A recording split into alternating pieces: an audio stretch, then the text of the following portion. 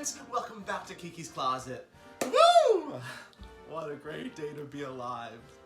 We have a new president. Today we are chatting with three incredible performers who are using their voices to help make our country a better place for all of us. So grab your dog, grab your bag, grab your American flag, and let's go. Come on and come and play in Kiki's Closet today. History has its eyes on my next three guests. Please help me welcome my friends, Jacob Burns, Marti Cummings, and Josh Daniel. Hey everybody, welcome to Kiki's Closet. I'm so excited for you joining me here on today's episode. It's a wonderful day to be here in America because we have a new president, we have a new administration, and you are the people I want to talk to about that. My first question is, what color is your heart today? Oh, I'm gonna say blue, but not in a sad way. But it's just my favorite color. Right? So like, I'm happy to be here. And so actually, my most frequently used emoji is the blue heart emoji. So I'm gonna say blue. You know, I'm also feeling blue today in spirit of this new administration, but I want to go for like a powder blue. I'm feeling very like bright and light and fun. My heart is very green because we need a Green New Deal, not only federally, but a Green New Deal for New York City, and then two other Green New Deals in New York, one specific to housing in NYCHA, and one for our public schools. So we need a three-part New York City Green New Deal. So my heart is green. How do you make a heart? Green. Great. So we're all performers here. I want to know about the first person that you looked up to on stage or on screen, someone that you saw and you were like, wow, I want to do this. Growing up, like I had no role models growing up because there's nobody like me, like a flamboyant, effeminate, queer kid. So when I was a kid, I think my dad knew that I was a little different. And so he got VHS copies of The Birdcage and Mrs. Doubtfire. So I like fell in love with like Robin Williams movies when I was a kid because he had so much energy and he was so excitable. But then on like the Birdcage side, like there was people who I like could kind of identify with as a kid without saying, you know, that I wanted to like do what they were doing. And so I think my first kind of like, oh, that's something I'd like to do was because of Robin Williams. As far as musical theater goes, I remember being rabidly obsessed and still am to this day with three male singers. Brian Darcy James, Gavin Creel, who I've since gotten to work with, which was just dream come true, and he's like the nicest human on the planet ever. And then Jason Daniely, like my name's Josh Daniel, like it feels adjacent. But truly, I remember listening to them growing up, being like, oh my god, they like sang from their soul in a way that was really inspiring to me. I'm gonna give kind of a roundabout answer. Instead of like one person, I'm gonna give the moment where I knew I was like, okay, I need to do this like forever. I went on a field trip in elementary school to Chicago. I'm from Michigan, so not that far. But we saw Wicked in Chicago, and I was like 8. And we were in the nosebleeds, you know, group seats. But you guys know the feeling of the first time you see Alpha go up on the broom and she's flying, and I just like gasped. I was full of life, and I like looked around and all these kids that did not care. They did not care. And I was like, oh my god, I can't do anything else but this. The alphabet at the time was D. Russell. Yes. Yes. A star. She was unbelievable, and I credit her with me wanting to have a career in the arts because that moment changed my life. Okay, I have a few comments about this. I'm gonna interject. First of all, you were 8 years old when you saw Wicked. Like, fuck off, okay? I'm old.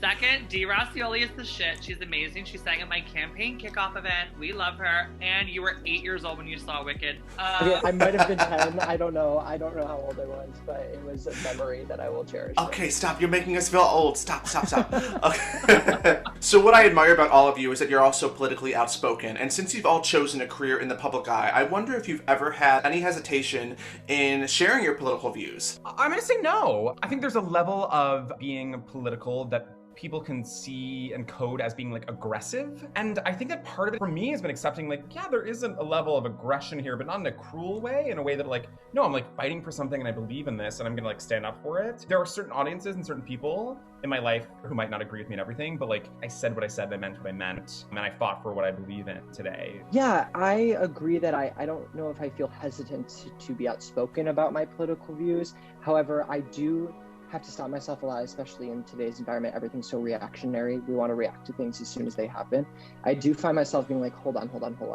how do I really feel about this before I write a 2-page Facebook post about it or make a video about it? Because it's easy to get caught up in the hype of the Twitter feed and all these things. And a lot of the times clarifying how I think about things and how I speak about things comes from having discussions with people that I disagree with. Like Josh said, like my family and I don't see eye to eye on a lot of things. So having those discussions and being outspoken about it is actually what helps me clarify like the nuance of how I think about things. And it's important that we like take the time to breathe before we post, because we've got to make sure we have all the right news, because we don't want to be spreading false information as well. Yeah, I don't really like give a fuck. I'm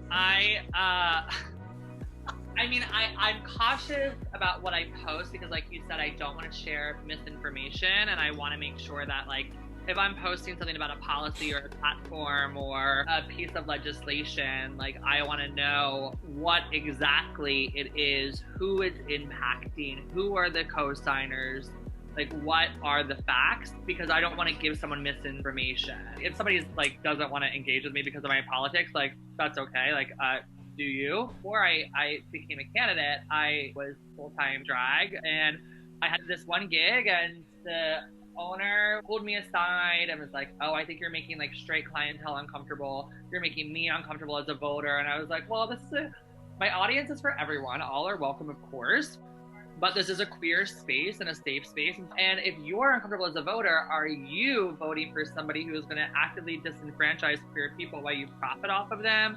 And he didn't like that. And so I literally handed him back the microphone and walked to another bar and told them I quit and got a job there, and then started a political club literally 2 days later that toppled one of the most powerful political clubs in the state. That was like the light bulb moment for me, where I was like, oh, you're not just doing drag. You have a microphone and an opportunity to make change and an opportunity to educate yourself so you can in turn educate others. And that was like the real shift, was that bar owner showing his true colors to me. So much of politics right now is so linked to like morals and like our own moral code and our values. And so how can we stand firm in our values and not express them politically? It's tough not to these days. I was gonna say, I hate when people say, and I do get this a lot, even now that I'm like a candidate for public office, I still get, well, just shut up and do your job. You're supposed to entertain us. And I was like, well, in my industry, in drag, like, drag is political, whether you want to look at it as that way or not. If you just are coming to a drag show to be entertained and say, oh, dance and like hit your, cymbals like a wind-up toy, no, like, drag is political. Whether you're a drag queen or drag king or however you define your art, you are going against the patriarchal system that is at play and making a political statement. And I'm also very cognizant of the Broadway performers who have been very silent through this. Whether you're political or not, there is an insurgence that has happened at the Capitol where members of Congress were seconds away from being assassinated. So I don't care if you're political or not. This is something that is serious, and you have a platform and an obligation to use your platform to make systemic change. So if you're being silent, you are a part of the problem now. We don't have room for silence anymore. No, absolutely. And you were talking about political clubs too. And Joshi, you and I have been to a couple of meetings together, and I find often we're like the youngest people there. Why is it important for people of our generation to get involved on a local level? Totally. I always say this is so cheesy, but I'm like, when they go low, we go local. But I really, like, so much that directly affects every single one of us is decided in rooms like, I'm a member of county committee of the Frederick P. Samuel Democratic Club, and like small, itty bitty democracy. And it's not always sexy, and it's frequently frustrating. But like the possibility of outcomes that actually make people's lives better exist in those small rooms. And I know that, like, obviously, like, we care deeply about what's happening in Washington and at the federal level, and particularly now that we are constituents of the majority leader of the United States Senate, like, this is going to be a very exciting 2 years. But, like, there's so much happening in this. This is a huge year for New York City on the city level, huge year on the state level with a supermajority. These smaller democracies where we have way more power than I think any of us believe we do. This is no offense to other dancers that I work with, but Jacob is definitely the best dancer I've ever been lucky to share the stage with. I say it all the time, but it's true. Well, but we've you've never also worked together. I'm kidding. But you've been using this time to help educate people on Instagram by creating these SparkNote versions of the news and what's happening. What made you want to do that? It kind of happened by accident. I just made it as a response. The first one I did was talking about the defund the police movement, and it happened as a response to so much disagreement as to what that meant on my Facebook feed. And so I just threw a video together with some sources and was like, hey, this is what this means. And a lot of people watched it, and I was really surprised that people wanted to watch that. And over the next several months, I started putting more time and energy into it, because it's amazing to me how hard it is to get just a very clear-cut explanation of what a fairly simple policy means, or what the significance of an event in the news. What's deciding what creates this coronavirus relief bill? Who's deciding it? What's going into each side's negotiating? It makes people's lives a lot easier if I can do that research for them, throw a source up on the screen as I say it, and hopefully make some people smile and laugh while doing it and not have it be a chore to follow the news. We've all got to stay informed. We might as well make it a good time. Now, Marti just relaunched their campaign to run as the first non-binary person on city council. You already know you have my vote, but for someone that might be watching in our community that hasn't made up their mind, why should they vote for you? Well, I'm super proud to be the first drag artist, a non-binary person running for city council, because I talked about earlier, I didn't have role models growing up. I didn't have people who looked like me in the public eye. So win or lose this election, I hope that one kid who feels alone sees themselves represented and knows that they can get through the day. So it's a win, no matter what. But I'm not just running to represent drag artists and non-binary people. I'm running to represent 141,000 plus people who live between 96th Street and 165th Street.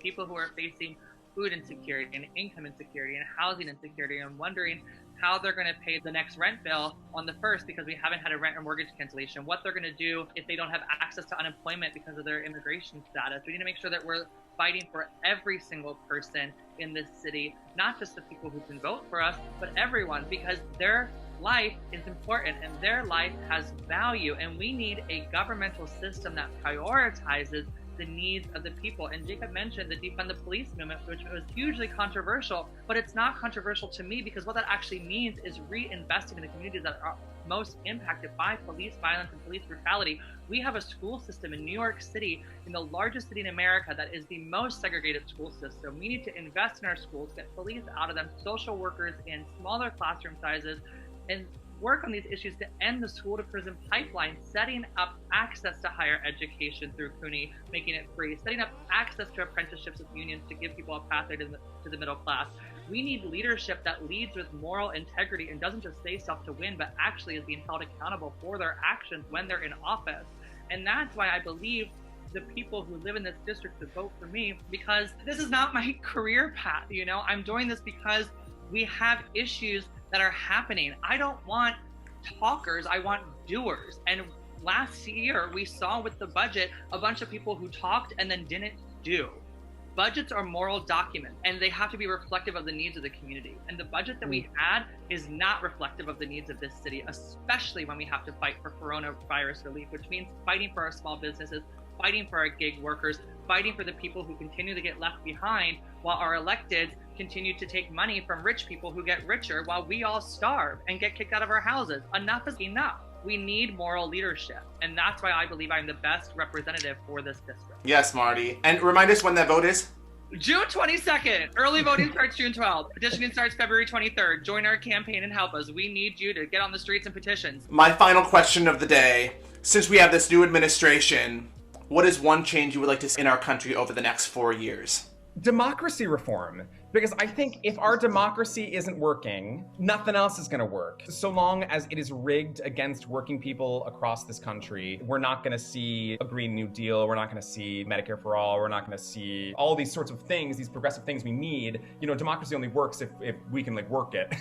Right now, and it's after years of anti-government, anti-democracy rhetoric and policy from the right. I'm really excited for us to hashtag build back better and build a democracy that is actually multiracial, pluralistic, and actually reflective of this amazing nation that we live in. A small d democratic reform should be number one priority, because this country is a majority progressive voters. The new majority coalition in this country are young people, people of color, and people that live in cities.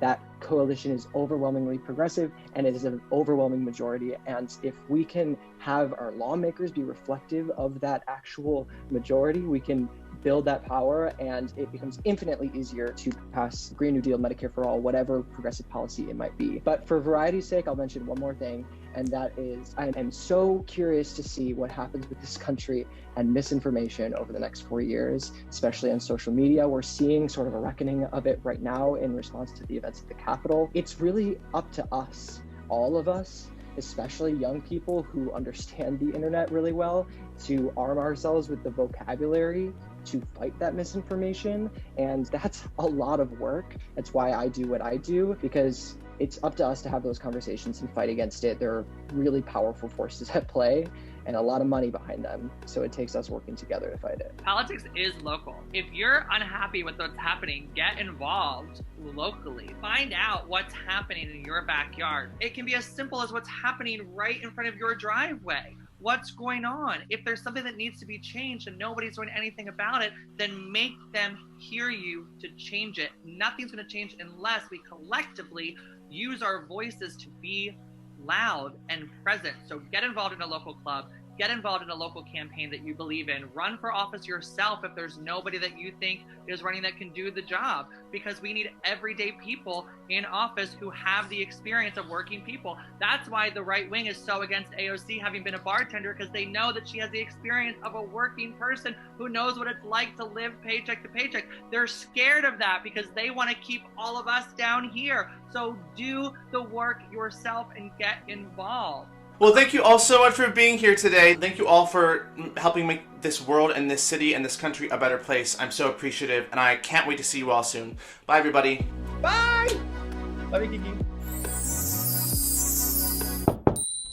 Come on and come and play in Kiki's closet today.